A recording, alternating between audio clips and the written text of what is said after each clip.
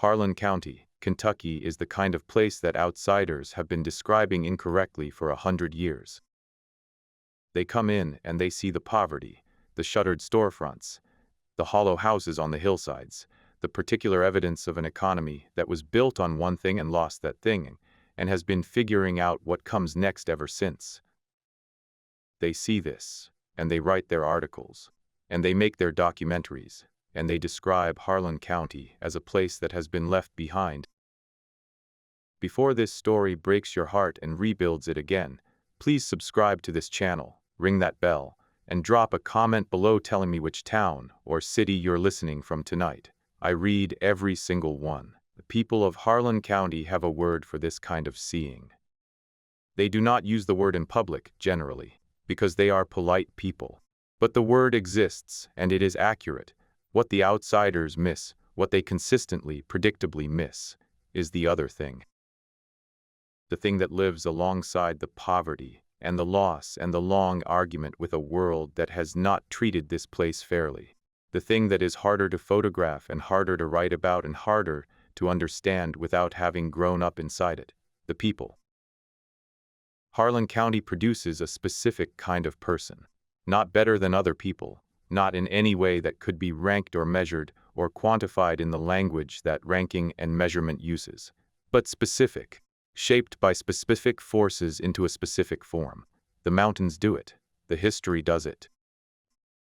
The requirement, felt from childhood, bone deep, not articulated but understood, that you are responsible for the person beside you, because out here, if you are not, nobody else is going to be. Kate Dillon was born in Harlan County Regional Hospital on a February morning in 1983. Her father worked the mines. Her mother worked the school cafeteria and raised 4 children in a house that was small and full of the specific warmth of a house that is small and full of people who know each other completely. She was the second child and the one who, from early on, could not sit still. Not from restlessness, from the specific energy of someone who has assessed the available space and found it insufficient for what they need to do. She played softball until high school. She ran cross-country with a ferocity that her coach described, years later, as the most single-minded he had ever coached, not the fastest girl he'd ever coached, but the one who had decided she was going to finish and had removed the question of whether she would from the available possibilities. She enlisted at 19.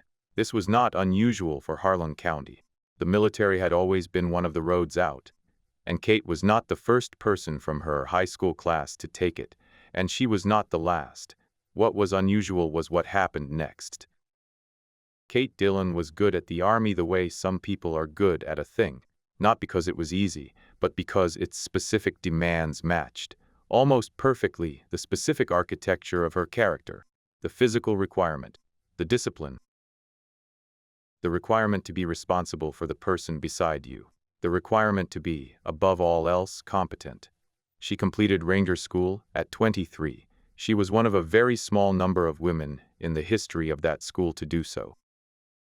This was reported in the county paper, which ran it on the front page under the headline "Harlan Daughter Earns Ranger Tab." Her mother kept the clipping.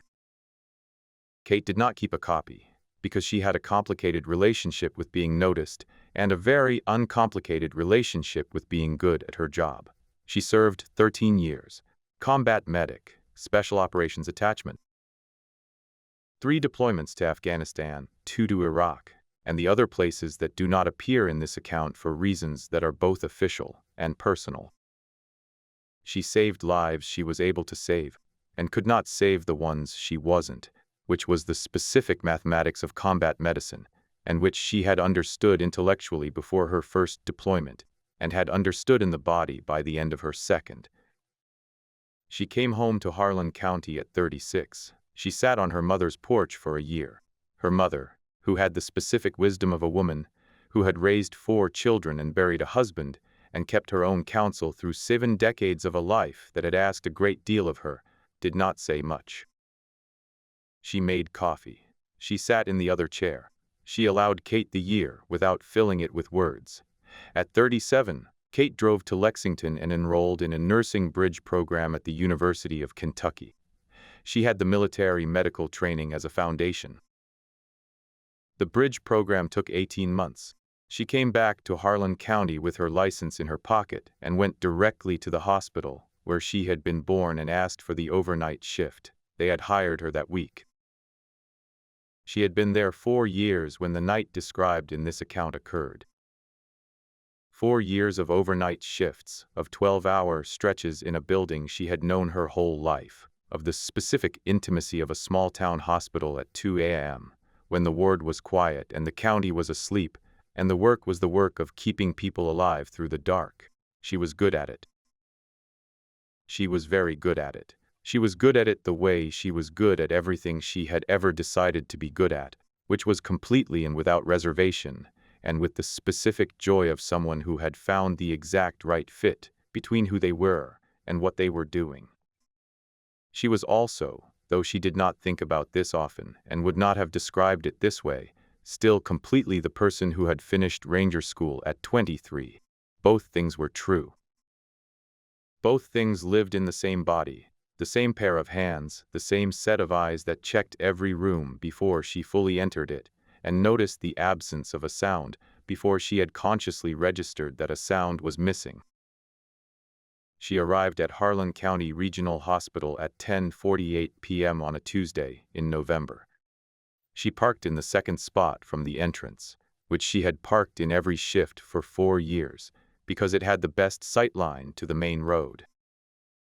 She walked inside and said good evening to Patty at the reception desk, who was 63 and had worked at this hospital for 31 years, and who told Kate that she looked tired and that she should eat something. "I ate," Kate said. "You always say that," Patty said. "Because it's always true," Kate said. She changed into her scrubs. She clipped her badge. She picked up the floor report. She noticed, on the report, the notation beside room 19, Patient Protection Detail, U.S. Marshal on site. She had known about this. The marshal had arrived that afternoon and had spoken to the hospital administrator, who had spoken to the charge nurse, who had briefed the evening shift. A witness in a federal drug trafficking case, placed in Harlan County Regional for a medical procedure and kept here under protection until his testimony the following morning. Kate had read this notation twice when she first received it, the way she read anything that constituted an irregular element in her environment. She filed it. She picked up the floor report. She went to work.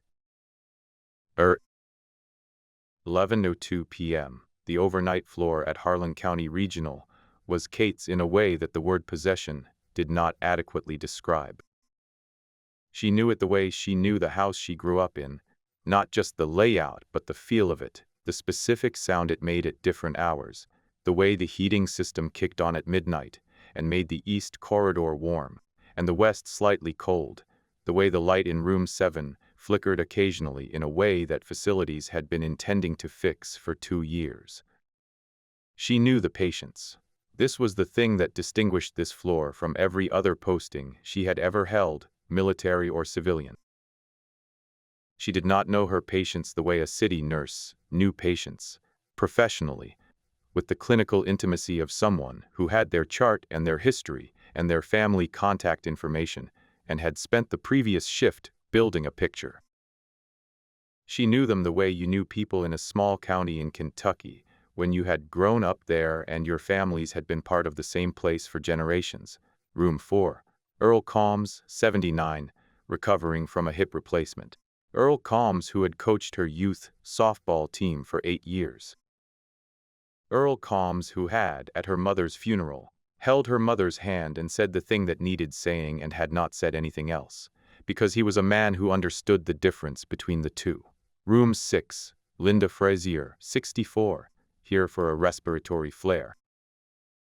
Linda Frazier, who taught 4th grade at Harlan Elementary for 30 years and who had taught Kate's youngest sister and who still referred to Kate, affectionately and consistently, as the Dillon girl. Room 9. Tommy Burke, 42, post-surgical, recovering from a procedure related to a mining accident that had happened 3 weeks earlier and that the whole county had known about before the ambulance arrived. Tommy Burke, who had grown up 4 houses from the Dillons.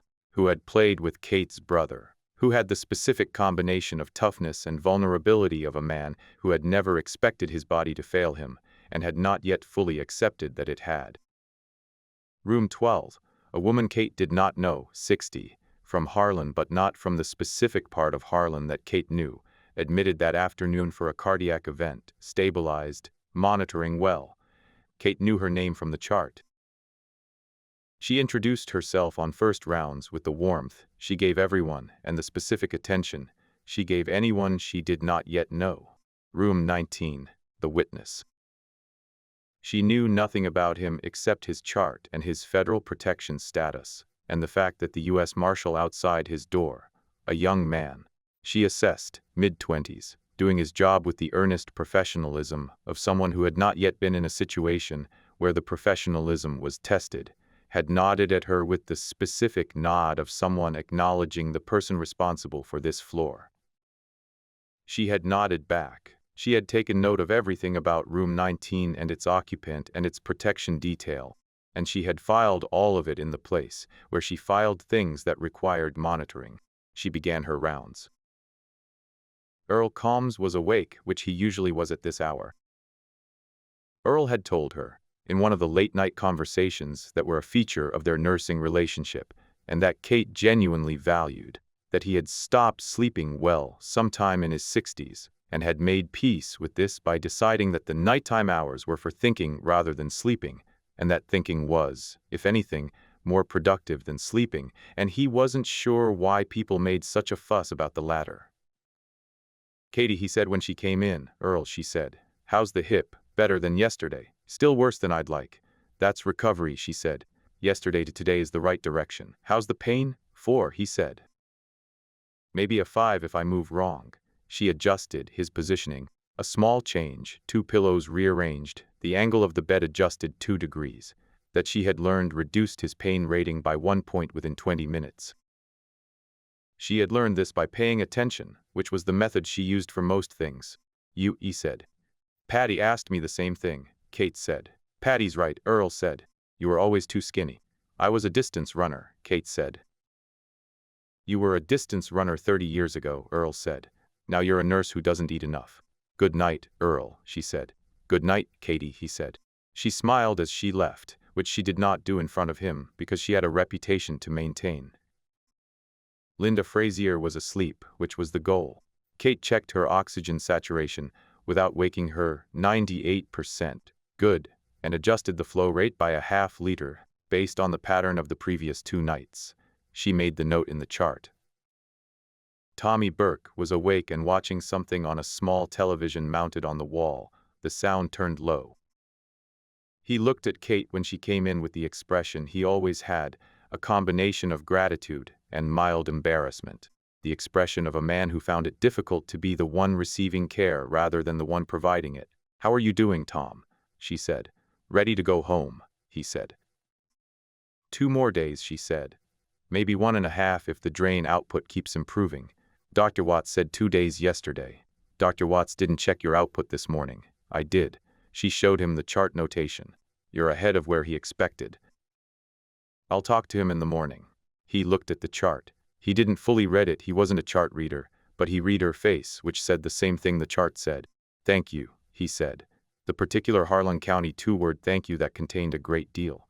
"Get some rest," she said. She continued through the floor. Each room. Each person. The complete version of her attention on each one. At room 19 she knocked and entered. The witness was a man in his late 40s, unremarkable looking, the specific ordinariness of someone who had worked to be unremarkable. His chart was thin. His condition was minor, a procedure that had been scheduled and completed, and that was recovering normally. He was, clinically, perfectly fine. He looked at her with the careful assessment of someone who had learned to read rooms. "How are you feeling?" she said. "Fine," he said. "Can I ask you something?" "Sure," she said. "How long have you worked here?" 4 years, she said. "You from here?" "Born here," she said. He nodded slowly, the nod of someone filing information. "Good," he said. And then, which she found interesting, "That's good." She finished the assessment. She said good night. She went back to the nurse's station. She thought about the word good. about why a man in federal protective custody would find it reassuring that the overnight nurse was born in the county. She thought about this for 11 minutes, completing her charting. Then at 12:47 a.m., she looked up at the corridor camera monitor and saw the parking lot feed. 2 vehicles, no headlights, moving slowly into the lot. The thing about growing up in Harlan County, that people who did not grow up there did not understand, was the surveillance. Not governmental surveillance, the surveillance of community. The way, in a county of 30,000 people spread across several hundred square miles of mountain terrain, everyone knew who everyone was and what they drove and where they were supposed to be at any given time. This was not gossip, or not only gossip. It was the information infrastructure of a small, tight place. The way people kept each other safe when the official infrastructure for keeping people safe was thin and slow and sometimes didn't come at all. Kate had grown up inside this surveillance. She had chafed against it as a teenager, the way all teenagers chafed against being known in a place where being known was inescapable. She had come to value it as an adult, when she understood what it was, the community watching out for itself, collectively, with the specific love of people who had no one to rely on but each other. She applied this now. 2 vehicles with no headlights in the hospital parking lot at 12:47 a.m. on a Tuesday in November. In Harlan County, on a night when a federal witness was on her floor, she did not need to deliberate. The picture was complete. She did 3 things in the following 90 seconds. She called the county dispatch on the desk phone, not 911, the direct line, because 911 in Harlan County routed through a center that was short-staffed at this hour, and the direct line got to dispatch faster. She told dispatch what she saw and what she believed and what she needed, which was state police at the hospital as fast as they could manage. Dispatch, which knew Kate Dillon and knew she was not someone who made unnecessary calls, said they were on it. She went to the supply room. And she went to every room on the floor. Not the full rounds. She had 20 minutes, possibly less, and she needed to use them correctly. She moved with the speed of someone for whom speed was not panic. She hit every room in the order of the specific calculus she had developed in the first 60 seconds after seeing the parking lot feed. Most vulnerable first, most mobile last. Room 6, Linda Frazier, asleep. Kate woke her with a hand on her shoulder and the specific tone that said, "I need you to do something, and I need you to do it now, and I am not going to fully explain why." "Linda," she said, "I need you in the bathroom. Lock the door. Don't open it until you hear 3 knocks. Understand?" Linda Frazier had taught 4th grade for 30 years. She understood authority when it spoke to her. 3 knocks, she said. She got up.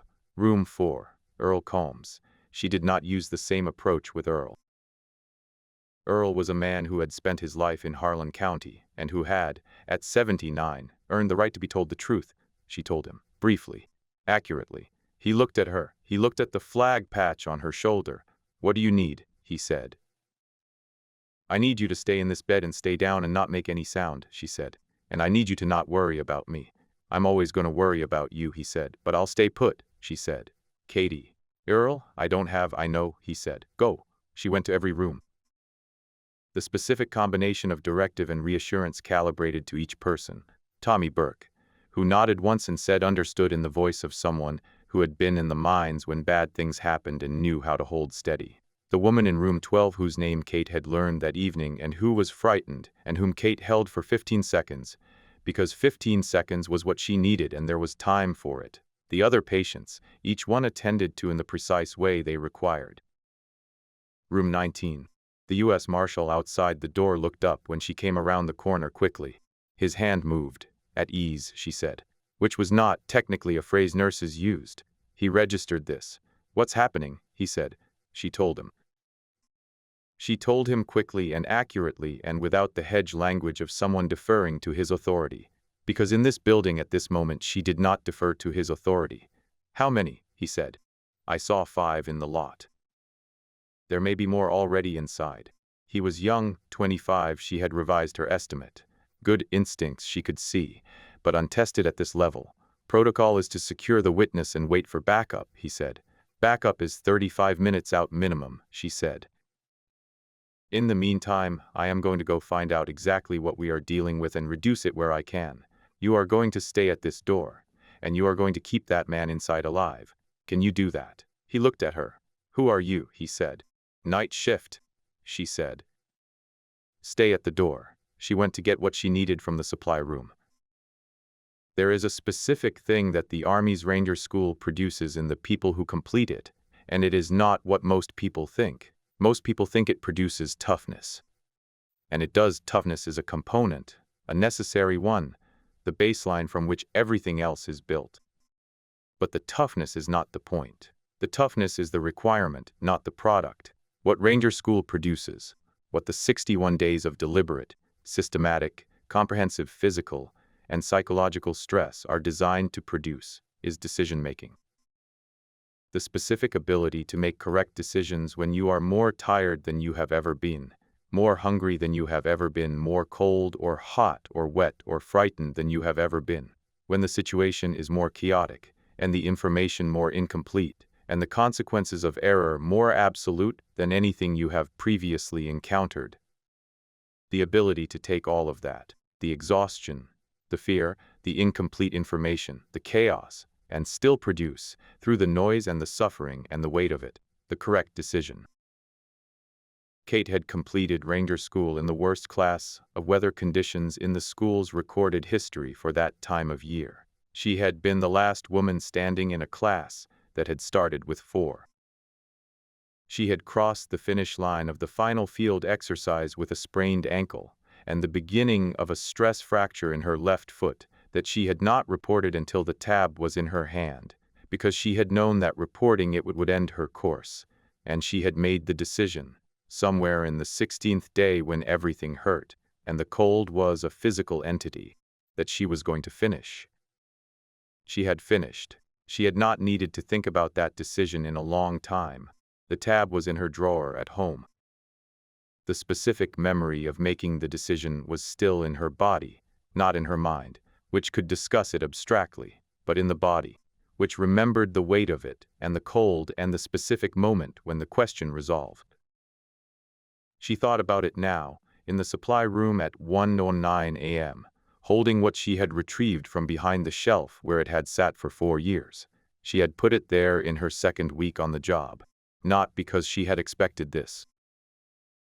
Because she was the kind of person who assessed her environment and identified her options and prepared for the possibilities she hoped would never occur. Because hope had never been a strategy she relied on. She had hoped for 4 years that it would sit there untouched until she retired. She took it out.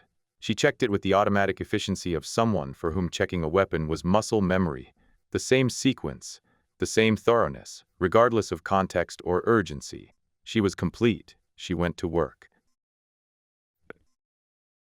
1:12 a.m. She took the building the way she had been taught to take any structure, systematically, from the known toward the unknown, clearing and securing as she went. She knew this building.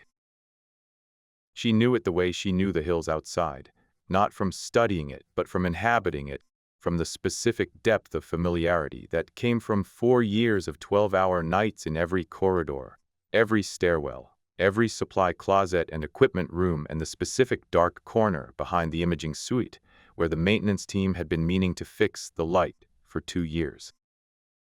She moved through the first floor with the particular confidence of home terrain. Not arrogance. She was never arrogant in the field. It was a quality she had no tolerance for in herself or others, because arrogance in the field was where people stopped coming home. But confidence. The specific confidence of someone who knows exactly where they are. The first floor had 2 of them. She found this out not by encountering them, but by hearing them. The specific sound of people moving through a building they did not know well. The small noises that came from not knowing where the floor creaked and what the acoustics of a corridor did at this hour. She gave them 30 seconds. She used the 30 seconds to establish their positions, the specific geometry of 2 people in an unfamiliar building, where they were relative to each other, where they were relative to her, what the available angles were. She moved on the first one from a direction he was not watching, which was above, which was the maintenance access panel in the ceiling of the hospital's administrative corridor that she had gone through with the facilities team 18 months ago when a pipe burst, and that she had noted at the time as a point of access that the building's floor plan did not accurately represent. She had noted it and filed it and not thought about it again until 40 seconds ago. The first engagement, 11 seconds. No sound that carried. The second, she used what she had learned from the first man's radio. The team had a check-in protocol, 30-second intervals, which was professional, and which also meant she had approximately 25 seconds from the first engagement to reach the second man before the missed check-in registered. 20 seconds. The second engagement, 9 seconds. She secured both. She took both radios. She listened. 3 more on the second floor.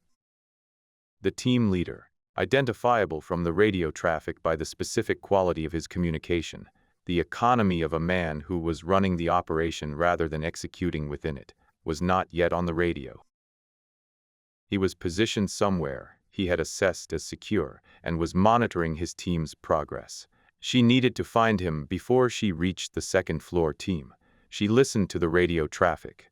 She thought a team leader who was not with his assault element was watching from a position of overwatch. In this building, overwatch meant height. The second floor had one elevated position with a sightline to both the main entrance and the patient wing corridor. The chapel, Harlan County Regional, had a small chapel on the second floor, east end. It had a narrow window above the door that looked out over the corridor, an architectural feature that served no liturgical purpose and had always struck Kate as slightly odd, a window placed to see rather than to let light in. She went to the chapel. The chapel at Harlan County Regional Hospital was the kind of room that existed in small community hospitals everywhere, not large, not particularly beautiful, furnished with the gentle ecumenism of a space designed to comfort people of every background or none.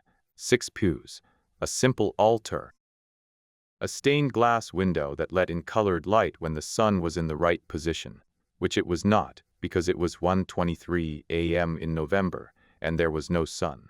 There was, however, a man. He was at the narrow window above the door. He was watching the corridor. He had a radio in one hand and a phone in the other, and the body language of someone who was beginning to register that his timeline was not proceeding as planned.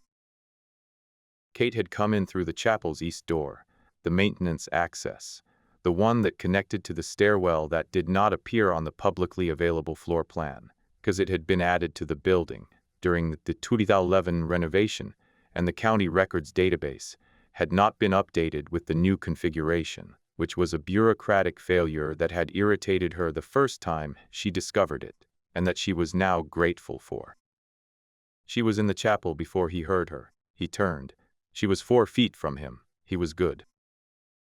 In the fraction of a second before she reached him, he had processed the situation and made the correct decision, not to go for his weapon, which was holstered and therefore a losing play at 4 feet, but to create distance, which would shift the geometry in his favor.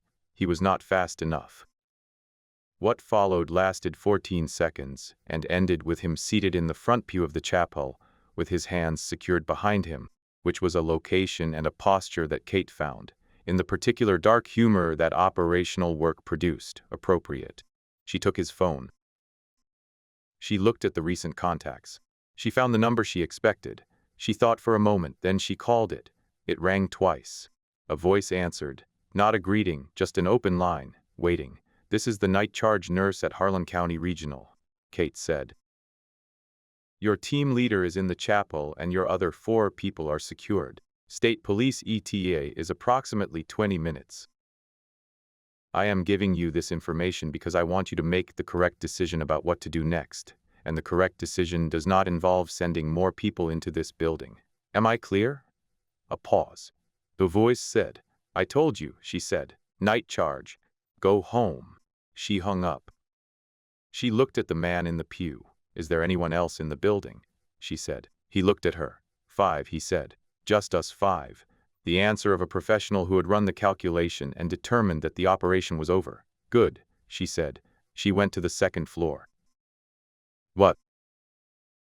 The three on the second floor were operating as a unit, moving in formation down the patient wing corridor, conducting a systematic sweep that would have been effective against a facility staffed by untrained civilians. Kate was not an untrained civilian. She was also on the second floor ahead of them, because she had taken the maintenance stairwell that they did not know about and had arrived at the east end of the corridor, while they were still at the west. She had approximately 90 seconds before they reached her position. She used 60 of them. She went to the room directly across from the nurse's station. Room 23, currently empty, recently cleaned, bed made, equipment reset.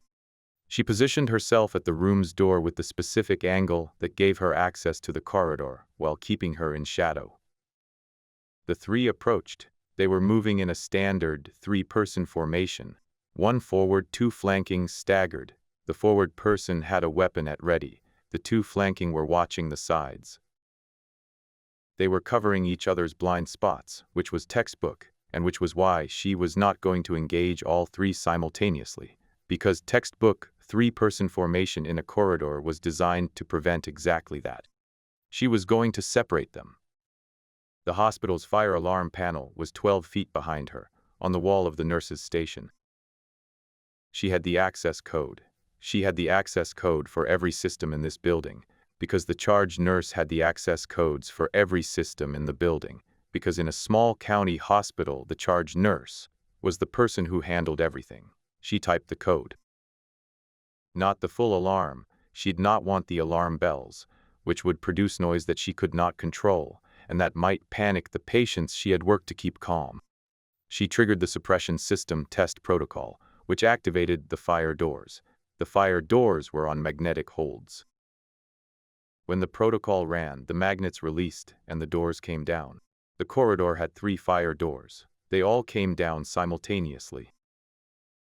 The three-person formation was now separated into 3 individuals, each in their own section of a divided corridor, each without the sight line to the others that the formation depended on. Kate moved through the fire door to her right.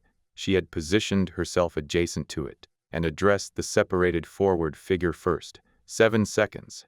She came back through the fire door. The second figure had heard something. He was at the door, trying to raise it. Both hands occupied with the door. 5 seconds. The third figure she reached via the maintenance access, the crawl space above the dropped ceiling that connected 2 sections of the second floor, and that she had been through. Again, during that 2011 renovation when the ceiling tiles had needed to be replaced, and she had volunteered to help the facility's crew, because she had been curious about the space, and because she was always curious about the space above ceilings. She was above him for 6 seconds before she came down. When it was finished, she stood in the corridor of the second floor of Harlan County Regional Hospital, and she ran her inventory. Left shoulder, a bruise forming, the consequence of the second engagement, nothing structural. Right hand, fully functional. Breathing, elevated, normalizing. Status, 5 secured, 1 in the chapel, 4 in this floor. The team leader's contact, the voice on the phone, had not sent additional personnel, which meant the call had produced the intended result, or that they did not have additional personnel available to send. She accepted both possibilities and planned for neither, because planning for a specific possibility was how you got surprised by the other one. She went back upstairs. The U.S. Marshal was at his post. He had heard things. She could see it in his face. The specific alertness of someone who had been listening hard for the past 20 minutes and had heard sounds that he had not been able to interpret, and that had been, in the absence of interpretation, more frightening than anything he could have imagined. He looked at her when she came around the corner. She was aware of how she looked. She had not stopped for a mirror, but she understood the general picture. Scrubs, no visible injury, moving normally, returning rather than retreating. Floor is clear, she said. 5 secured. State Police ETA approximately 12 minutes based on the time elapsed since my call. He stared at her. 5, he said. 5, she confirmed. By yourself. It's my building, she said. This was the truest and most complete explanation she had for what she had done, and she was satisfied with it. He continued to stare. Can I check on my patient? She said. She indicated room 19. He stepped aside. She knocked and entered. The witness. The man in his late 40s who had asked her if she was from here and had said good when she told him she was sitting up in his bed. She could see, heard everything. Not the details, the fire doors and the maintenance access and the specific sounds of what she had done, but the shape of it, the before and the after. He was a man who had spent enough time in difficult situations to read the shape of a situation without needing the details. He looked at her. You're okay, she said. It's over. State police will be here in about 10 minutes. He was quiet for a moment. When I asked if you were from here, he said. And you said yes. I said good. I remember, she said. I knew, he said. Not specifics. But I'd been told there was someone on this floor. Someone who had been in the military, done serious work. Someone on the overnight. That's why they placed me here. She absorbed this. Someone told you, she said. Someone in a federal office who I trust, he said. They said, if anything happens tonight, the person you want on your side is the night nurse. She stood in the doorway of room 19 in Harlan County Regional Hospital, where she had been born 41 years ago, and she thought about what it meant that someone in a federal office knew about her. She thought about whether she was comfortable with this. She thought about the fact that she had been placed, without her knowledge, in a position she had not known she was occupying. She thought about all of this for about 5 seconds. Then she thought, the man in the bed is safe. Her patients are safe. The state police are 12 minutes away. How are you feeling? She said, clinically. Then, almost despite himself, he smiled. Fine, he said, clinically. She said, your procedure site is healing well. You should be comfortable for testimony tomorrow. She adjusted his monitor. She checked his IV line. She said good night and went back to her floor. The state police arrived at 1:51 a.m., 9 minutes after her Kate had estimated, which was close enough to confirm that she had judged the response timeline correctly, and that dispatch had moved as fast as possible. There were 6 of them, which was appropriate given what dispatch had been told. Their arrival produced the specific organized chaos of law enforcement taking control of a scene they were receiving from someone else, the questions, the documentation, the specific dynamic of official authority arriving after unofficial action has already determined the outcome. Kate gave them what they needed. She was accurate and complete, and she did not embellish. She described what she had seen and what she had done, and where the 5 secured individuals were located, and what their conditions were. She answered every question. She did not mention the phone call she had made to the number on the team leader's phone. She decided this was not relevant to the state police's operational requirements. One of the troopers, a sergeant she assessed by his demeanor and the way the others oriented toward him, looked at her when the initial statement was complete. You did all of this alone, he said. Not a question. Yes, she said, in the dark. The emergency lighting was on, she said. Red strips enough. He looked at her for a moment. He was from somewhere else, not Harlan County. She could hear it, and so he did not have the specific frame of reference for what she was, and where she had come from, and why she was the person standing in this corridor at 1:51 a.m., having done what she had done. You're the nurse, he said. Night charge, she said. Ma'am, he said. This was a word he used with respect. She could hear it. I've been doing this for 19 years. I want you to know that was extraordinary work. She looked at him. I want you to know, she said, that every patient on this floor is fine. That's the work. She went back to the nurse's station. She sat down. She picked up the shift report and found the line for 1 a.m. She began writing. The state police processed the scene for 3 hours. During those 3 hours, Kate did her job. Not a performance of her job, not the going through motions of someone who was running on adrenaline and discipline and waiting for the moment she could stop. She did her job because her patients needed her job done. and the fact that the previous 2 hours had contained what they had contained was not a reason to give them less than the complete version. She checked on Linda Frazier, who had stayed in the bathroom as instructed, and who came out when she heard 3 knocks with the composure of a woman who had managed 30 years of 4th graders and found this comparatively manageable. Kate sat with her for a few minutes. She made sure Linda understood what had happened, the accurate, non-alarming version, enough truth to prevent anxiety born of incomplete information. "Are you all right?" Linda asked. Meaning, yes. Kate said. "Your shoulder," Linda said. Kate looked at her left shoulder. The bruise was visible above her scrub collar. She realized the consequence of the second floor, the engagement where she had absorbed a strike she had not completely redirected.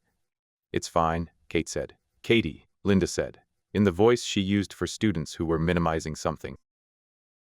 "I'll have someone look at it in the morning," Kate said. "See that you do," Linda said. She checked on Tommy Burke, who had heard nothing. The fire doors had sealed his section of the corridor, and the sounds had not carried, and who was asleep, which was the best possible news. She checked his drain output. She made the notation. She thought about talking to Dr. Watts in the morning, which she was still going to do, because the clinical situation was independent of everything else that had happened tonight. She checked on Earl Combs last. He was awake. He was always awake at this hour. He was sitting up in his bed with the specific stillness of a man who had been sitting with something for the past 2 hours and had done all the sitting he needed to do. She came in. She sat in the chair beside his bed, which she did not always do. There was usually too much to do to sit, but which she did now, because she needed a moment, and Earl was the right person to have a moment with. He looked at her. She looked at him. "Your shoulder," he said. "Linda already told me," she said. "Good," he said. A pause. Outside the window, the first state police vehicles were beginning to move. She could see the blue lights through the curtain. "Earl," she said, "I need to ask you something." "Ask. Did you know? Any of you? About me? What I did before?" He was quiet for a moment. "We knew you left," he said. "We knew you served. Your mama was proud of you. She told people. Not the details, she didn't know the details. But she told people her daughter was doing something important. She didn't know what," Kate said. "No," Earl said. "But she knew you." He paused. "We all knew you. Some things you know about a person without told the specifics." Kate was quiet. "When came back," Earl said. "And you came to work here. I thought, good. That's right. That's where she's supposed to be. It's a county hospital, Earl," she said. "In Harlan." "I know what it is," he said. "It's where we are. And you came back to be where we are." He looked at her with the directness of a 79-year-old man who had stopped editing himself some years ago. "You could have gone anywhere. You came home. That matters, Katie." She did not say anything. There was nothing to say that would improve on what he had said, and she had never been someone who talked to fill silence. "Get some rest, Earl," she said eventually. "You too," he said. "When you're done." "When I'm done," she said. The sun came up over the hills at 7:04 a.m. Kate was in the parking lot. Her shift had ended at 7. She had given the handover to the morning charge nurse. A complete handover.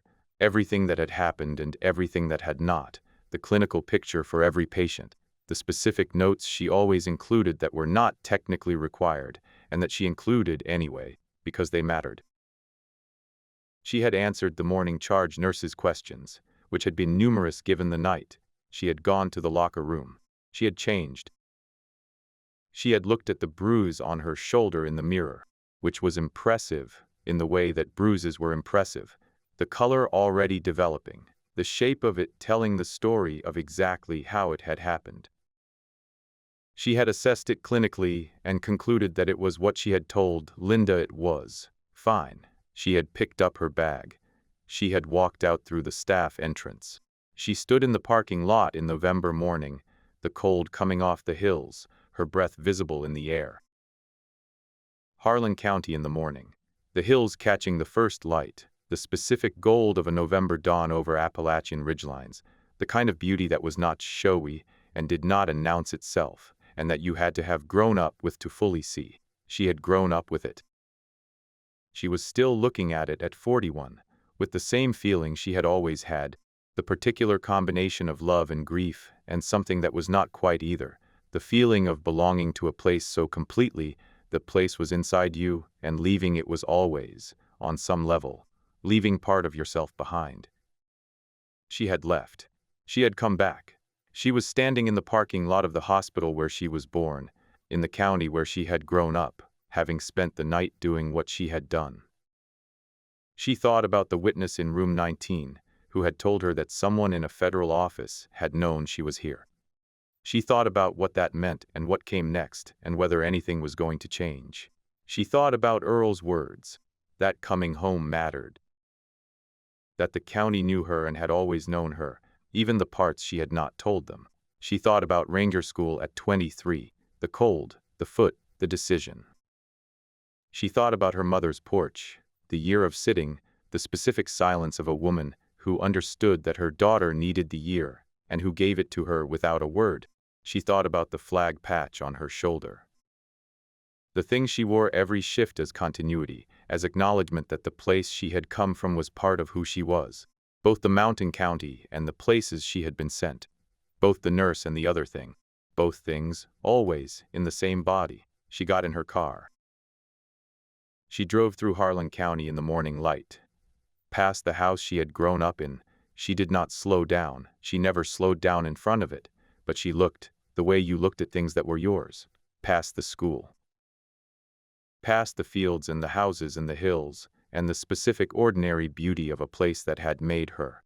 She drove home. She was going to sleep. She was going to eat something, because Patty was right and Earl was right, and Linda was right, and she did not eat enough. She was going to call her sister in Lexington, who called every Sunday, and to whom she had been giving the abbreviated version of her life for years, and to whom she might, she was considering this, give a slightly less abbreviated version. She was going to be back on the floor tomorrow night at 10:48. Earl had a physical therapy appointment in the morning. She would leave a note for the day team to ensure he was walked to it rather than transported. He always did better when he walked, even when the walking was hard, and the day team did not always remember this. Tommy Burke's drain output needed to be checked at 6. She would leave a note. Linda Frazier needed her oxygen flow rate reviewed by the attending. She had been adjusting it within her protocol authority, but the attending should know the pattern and make the formal adjustment. She would leave a note. The floor needed her. It always needed her. She was always going to be there. She drove through Harlan County and the morning light was on everything, and the hills were the hills, and the place was the place, and she was home. She had always been home. Even in the years she was somewhere else, she had always been home. Home was not a place you left behind when you drove away from it. Home was the thing you carried. It was what made you who you were.